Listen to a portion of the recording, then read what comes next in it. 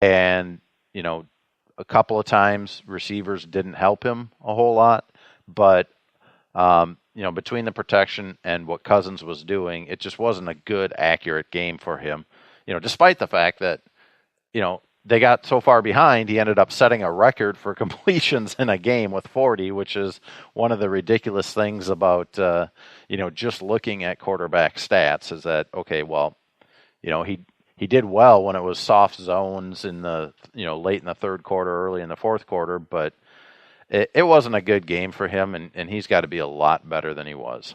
No question about it. He also, listen, I'm not one of those people who ridicules people if they say something bold or cocky and then it comes back in their face. Because 95% of the stuff you say that's bold or cocky is going to come back in your face. Yes. It's the way sports work. It's the way life works. So I'm not going to troll Cousins because of the you like that stuff or anything else. But the Bills didn't mind doing that. No, they didn't at all. And you know what? They got to have something to feel good about. They were 0-2 coming in here. They knocked off what, a lot of people had the Vikings ranked somewhere around third in the NFL.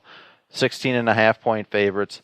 So they deserve to be able to celebrate. And I have no problem with Tre'Davious White kind of doing the you like that. He did it after the game. It was caught on video, sort of the same situation that Cousins was in with a comeback win in Washington. And then in the locker room after the game, he had a quote that he ended with, "Y'all like that." And so, I don't mind that. And you know what? The Vikings trolled the Bills before the game. I don't know how many people saw this, but the Bills' social media account had "We've arrived" in Minneapolis, and they had their helmet in Wisconsin. So apparently they were wrong in their geography. And then, they deleted it. We still have it. But then, after the game, the Bills came back with something that said, like, "So glad we found the right location. Thanks for having us." So I love that stuff. Yeah, I mean, I love all of it. I'm kind of surprised that teams are trolling each other on their official social media accounts, but I kind of like it too. And they've kind of gotten that from the NBA. The NBA has taught us all that you can taunt and troll and use social media and jab at each other, and all it does is make the game more fun. Yep. And does it irritate some of the fans? Oh, I know. But that's even better. That's an even better part of it. I know. And you know what? I lived in Pennsylvania. I lived in Maryland. I lived in Texas. There are really, it's a cliche, and Midwesterners don't like to hear it.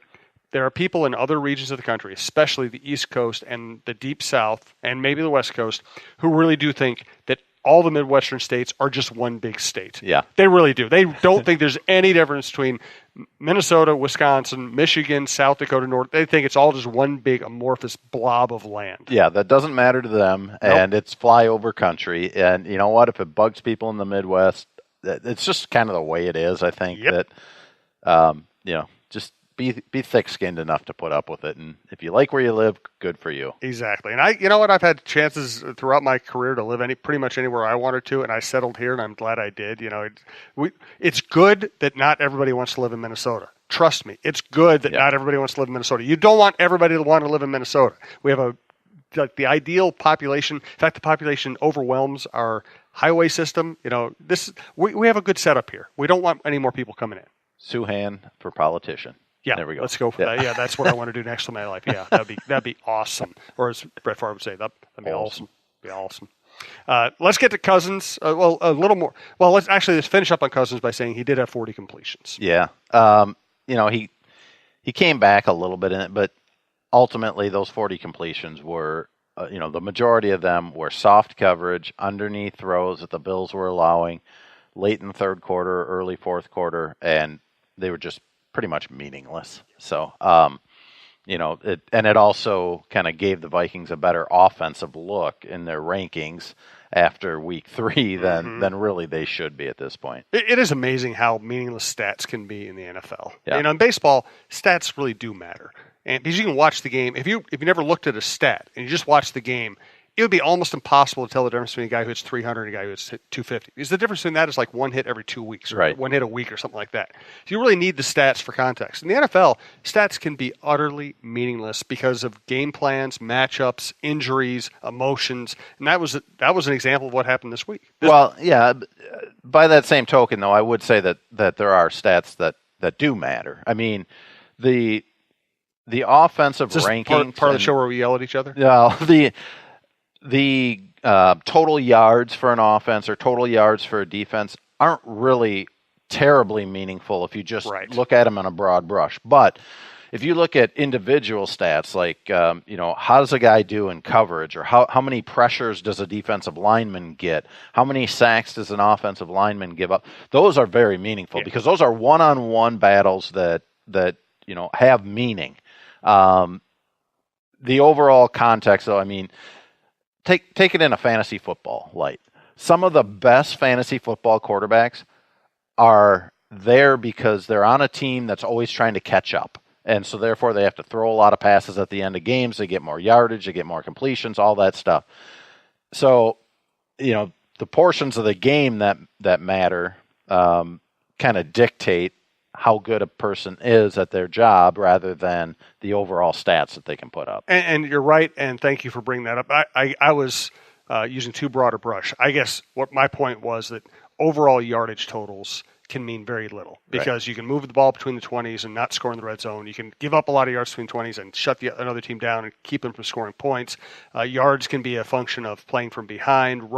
Rushing yards can be an effect of playing from ahead. Individual breakdown stats, how somebody actually performs their job, are very important. The overall yardage stats can be very misleading, which is the point I was trying to make, and you made it very well. Let's thank Twill in the Edina Galleria. I buy my stuff there. Great for gifts, great for casual shopping, great for high-end shopping, and you'll always be treated well. And the good thing is you can walk around in a very relaxed manner. Jim usually doesn't like to shop for clothes.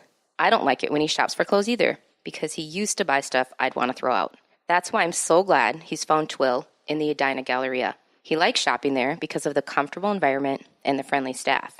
He finds clothes that actually fit him properly and are high-quality brands that will look great for years, whether he's golfing or working. Our favorites so far are Peter Millar, Johnny O, and Barber.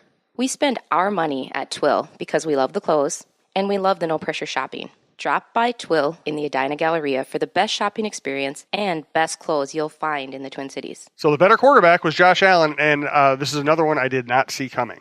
No, I didn't either, because what I had seen in a game that Josh Allen had played before this was a guy that looks the part. I mean, he's big, he's tall, he's got a great arm, but he wasn't really that accurate. He made some nice throws, and then he would have the throws that were off target. I didn't really see any throws that were terribly off target for him. And honestly, I think the Vikings were shocked at his athleticism. I asked Anthony Barr about it, and he basically admitted he's a better athlete than we thought.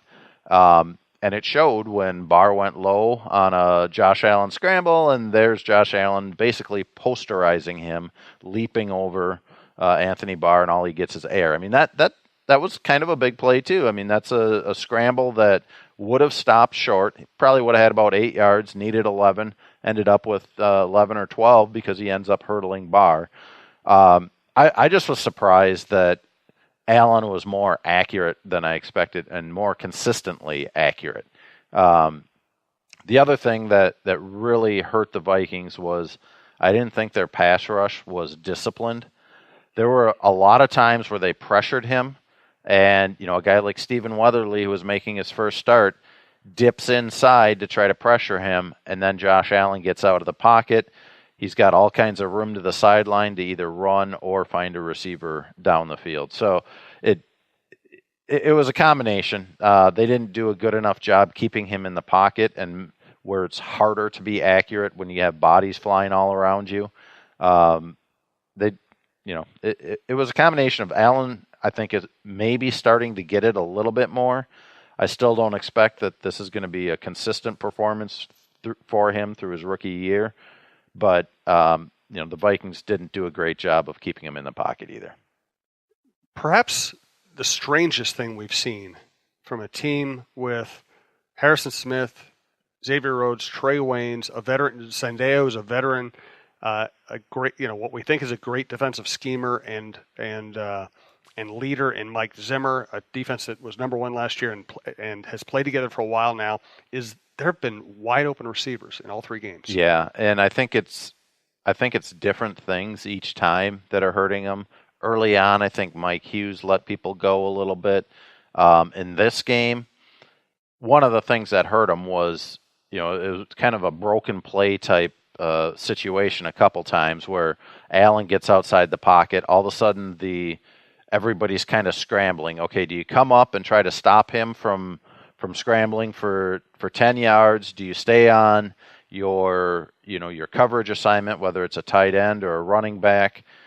I thought that the linebackers they got caught up a little bit in the eye candy. They were trying to make some big plays, or they thought, okay, I got to go get Allen, and he was still behind the line of scrimmage, and all of a sudden they left a running back open. And like I said earlier, there were some times I couldn't even tell whose responsibility it was.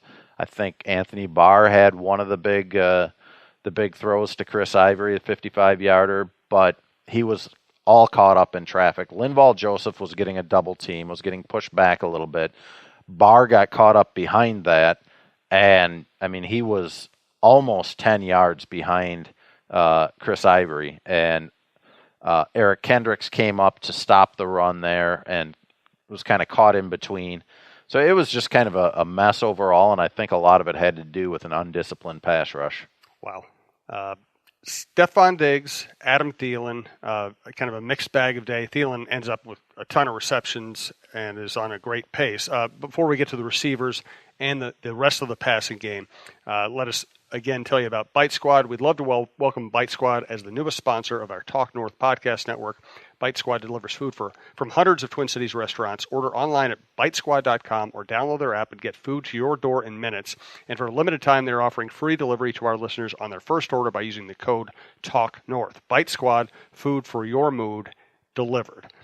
So Thielen had a nice game, in part because of game flow. Yeah. How about Diggs?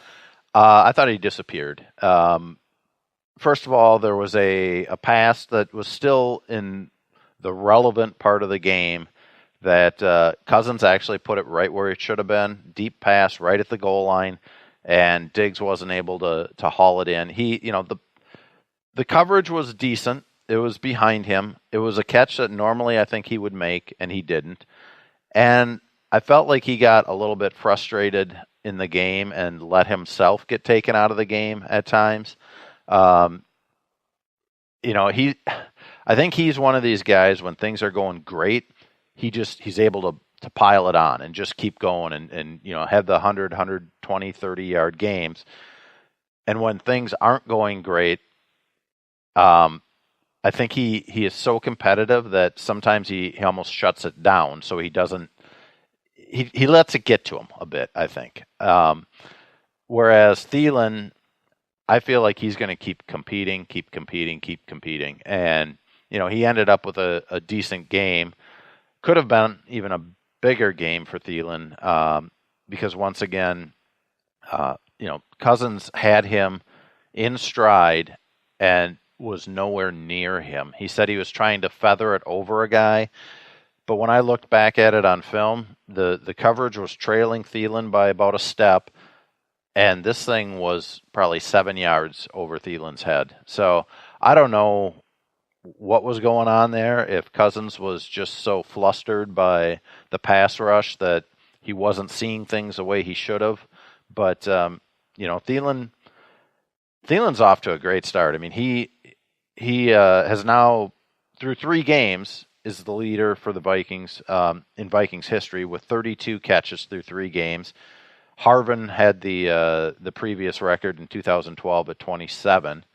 And then Thielen actually ranks third all-time in NFL history for receptions after 3 games.